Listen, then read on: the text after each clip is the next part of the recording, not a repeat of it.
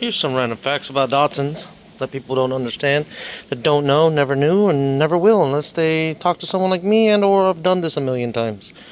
I figured this out about 12 years ago with my first Datsun. This is the brake master for 521, single reservoir, single brake line. It's the most dangerous thing ever. You lose one brake, you lose all four. Always make sure that they're bled and that your wheel cylinders don't leak. Sketchy thing. But another thing is when you install a new one, people don't know, from the box you gotta cut this shorter, either one or another. Use this rod from this one and move it over to this one if it's clean enough, or just cut down the new one. You gotta cut it down because when it goes on here onto the new, when the new one goes onto the truck, it hits the pedal. When you adjust it to the correct length, which is almost all the way to the back right here, sometimes you actually gotta move the nut in the back or remove the nut completely because this is way longer than the OEM. The threads are about this long and they hit the back of the pedal, meaning so when you do adjust it fully and you run out of adjustment, this gets pressed and it's being depressed from the get-go. You don't even gotta press your pedal and then your brakes get locked up. It's a common issue, common problem, happens all the time. So when you buy an O'Reilly's brand brake master, clutch master, all of them, they have to be cut down. Right there, clean up the threads, and you're all set. So yeah, so just throwing this out there for people that don't know.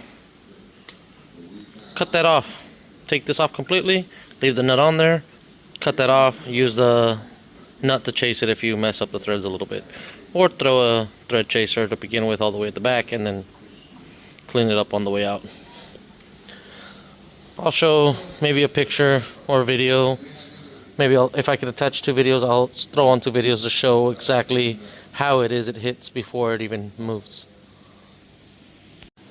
This is what I mean. See, this one is nice and short and cut. This one's nice and long. So when you adjust it fully, which is going to be all the way down here,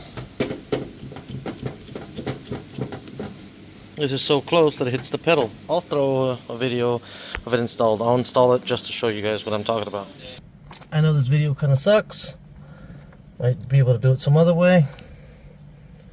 As you can see, this pedal's all the way forward, and that thing barely reaches. And that's almost all the way back, all the way to the end, meaning it would hit that bolt right there. The head of it would hit there.